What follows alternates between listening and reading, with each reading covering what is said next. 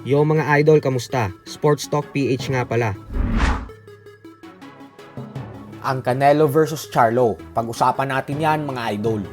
Ngunit bago ang lahat ay huwag kakalimutang mag-subscribe at i-click ang notification bell button for more sports talk. So muli nga pong nagharap ang dalawang undisputed world champion ng boxing na sila Canelo Alvarez at Jermell Charlo kanina lamang sa ginanap na final press conference. Katulad sa nakaraan ay muling naging marespeto ang dalawa sa isa't isa dahil hindi ito nag-aangasan.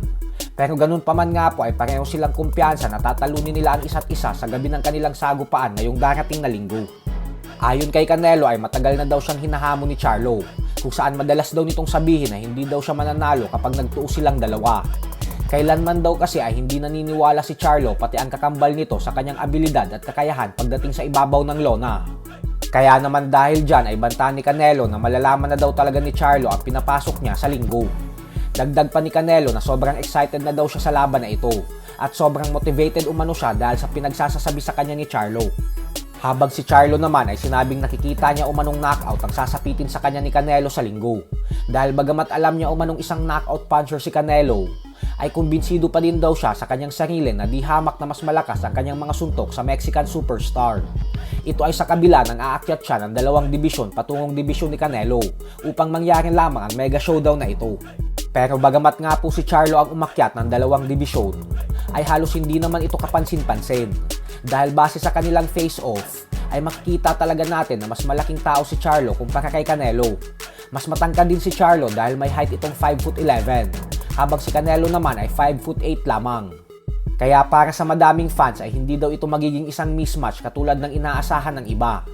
Mismong ang legendary trainer na si Freddie Roach ay sinabi na din na sa palagay niya ay matatalo si Canelo via knockout ngayong linggo sa kamay ni Charlo. Hindi daw kasi natin maikakaila na habang tumatagal ay humihina na si Canelo dala ng kanyang pagtanda.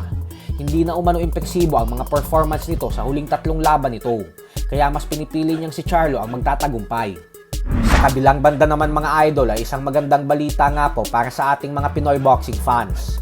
Ito po ay dahil sa latest update ng World Boxing Organization patungkol sa kanilang world ranking sa 118-pound bantamweight division, ay makikita po natin na nasa numero 1 pwesto na ang ating pambato na si former world title challenger and former WBC interim bantamweight champion Raymart Gaballo.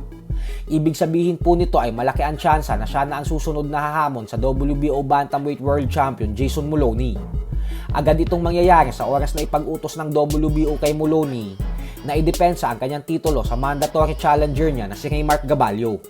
Bukod kay Gaballo ay pangatlo na din sa WBO World Rankings ang isa pa nating pambato na si former long-time IBF Super Flyweight World Champion Jerwin Ancajas, habang si Vincent Astrolabio naman ay number 8. Pagkakataon na ito ni Gaballo na maging isang ganap na World Champion at syempre upang maipagiganti si Astrolabio sa pagkatalo nito sa kamay ni Moloney.